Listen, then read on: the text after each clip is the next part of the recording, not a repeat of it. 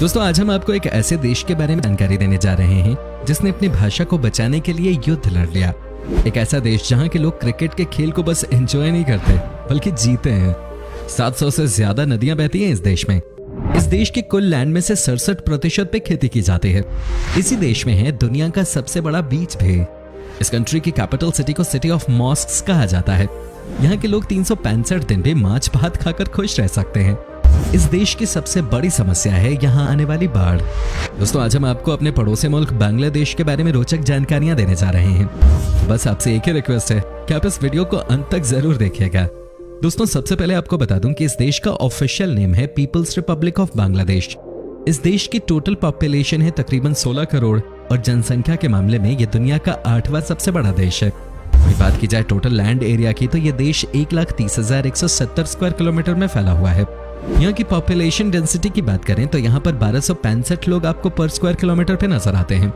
यहाँ की कुल आबादी में से 40% अर्बन एरियाज में रहते हैं और 60% रूरल एरियाज से बिलोंग करते हैं। बांग्लादेश अभी एक जवान कंट्री है और यहाँ की आबादी की औसत उम्र है 28 साल। दोस्तों आपको बता दूं कि बांग्लादेश में किसानों का ही बोलबाला है। आपको जानकर हैरानी होगी कि तकरीबन half of the countries population यहाँ पे सब फार्मर्स हैं। यहाँ पर खेती का काम बहुत बड़े लेवल पे किया जाता है। यहाँ के गवर्नमेंट भी फार्मर्स को सबसे ज्यादा ध्यान में रखते हुए काम करते हैं।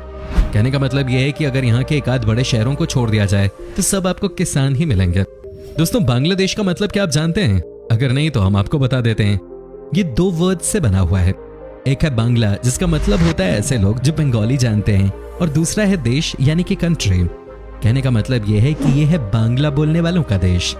वेल दोस्तों क्या आपको पता है कि बांग्लादेश के लोग बिल्कुल भी स्माइल नहीं करते? आपको लग रहा होगा कि ये क्या है, बट ये सच्चाई है दोस्तों।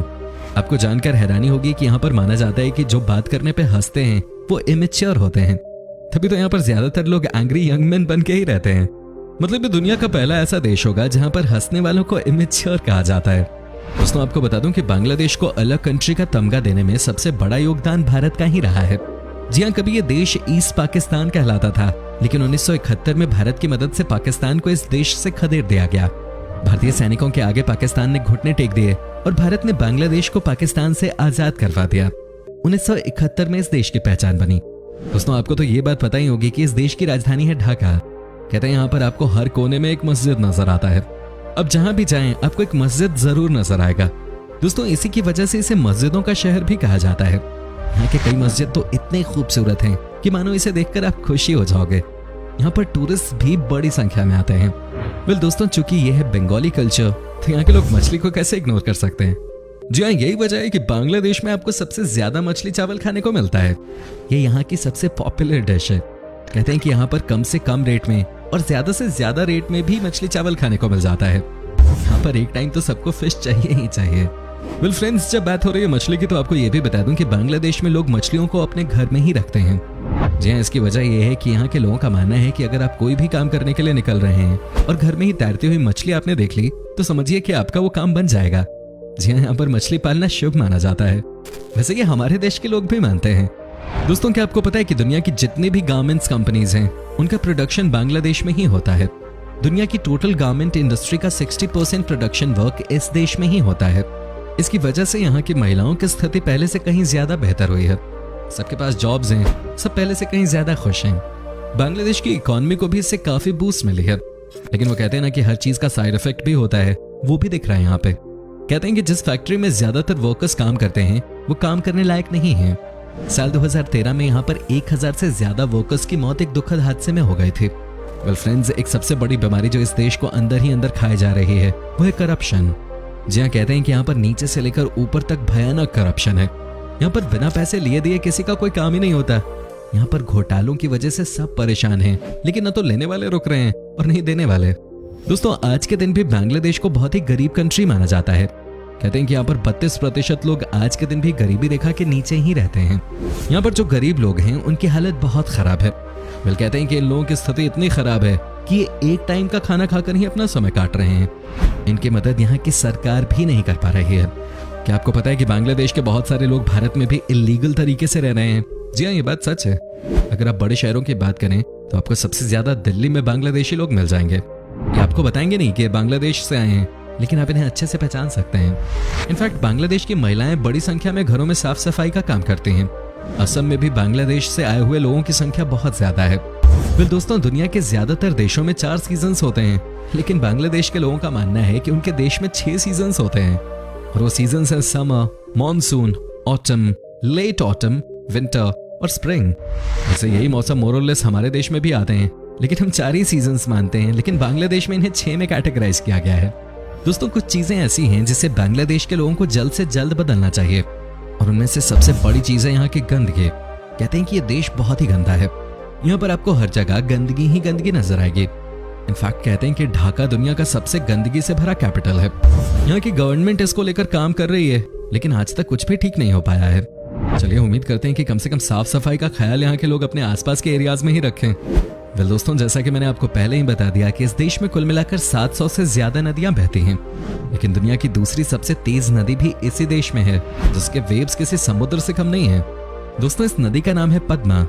ये बहुत ही तेज गति से बहने वाली नदी है, और सबसे खतरनाक बात यह है कि ये कई बार इसके आसपास के एरियाज को बाढ़ की चपेट में ले लेती है। बांग्लादेश सबसे ज्यादा फ्लड से प्रभावित देशों में से एक है। यहाँ पर 700 से ज्यादा नदियां हैं, तो इसका अपना ही नुकसान है। यहाँ पर मॉनसून के मौसम में भयानक बाढ़ आती है। 2 से 3 महीने तक बेसिकली कई बार सब कुछ बंद करना पड़ता है, क्योंकि यहाँ पर भारी नुकसान होता है। वेल दोस्तों, क्या आपको पता है कि बांग्लादेश में बोट स्कूल बहुत फेमस है। जैसा कि मैंने आपको बताया कि इस देश में बाढ़ की वजह से कई बार 2 से 3 महीने के लिए स्कूल्स को बंद करना पड़ता है। ऐसे में दोस्तों, यहाँ एजुकेशन सिस्टम को एक बड़ा झटका लगता था। लेकिन आज हम आपको बताते हैं कि कैसे यहाँ के लोगों ने बाढ़ के दौरान भी पढ़ाई लिखाई का सिलसिला जारी रखा है। जी हाँ, यहाँ शुरुआत हो चुकी है बोट स्कूल्स की। कहते हैं कि जब भी बाढ़ आती है, स्टूडेंट्स को बोट में बुलाकर वहीं पे पढ़ाया जाता है। अब तो एग्जाम भी बोट पे ही कंडक्ट कर दिए जाते हैं। वेल दोस्तों, गंदगी के बाद एक और समस्या जो इस देश को परेशान कर रही है, वो है यहाँ की ट्रैफिक की समस्या। यहाँ पर आपको हर जगह ही भयानक ट्रैफिक देखने को मिलेगा। साइकिल और रिक्शा की वजह से यहाँ पर बहुत ही भयानक जैम देखने को मिलता है। आप जहां भी जाएंगे आपको चारों तरफ ट्रैफिक ही ट्रैफिक नजर आता है। तभी तो कहा जाता है कि अगर आपको ढाका से फ्लाइट लेनी है तो कम से कम आपको 4 घंटे पहले घर से निकलना होगा। दोस्तों, रॉयल बंगाल टाइगर के बारे में तो आपको पता ही होगा। ये सबसे अटैकिंग नेचर के टाइगर होते हैं। कहा जाता है कि जब ये रोर कर दें तो कम से कम 3 किलोमीटर में आवाज जाती है। सुंदरवन में अगर आप इनकी आवाज सुन लें तो समझिए आपकी हालत खराब हो जाएगी। इनसे खतरनाक कोई जानवर होता ही नहीं है हमला करने के मामले में। इनकी छलांग भी डेडली होती है। दोस्तों, अगर आपको याद हो तो पुराने जमाने में हमारे देश में भी पैसों को या रुपए को टका कहा जाता था। आज भी कई जगह लोग टका कहते हैं हमारे देश में पैसों को। लेकिन आपको जानकर हैरानी होगी कि बांग्लादेश की करेंसी का नाम ही टका है।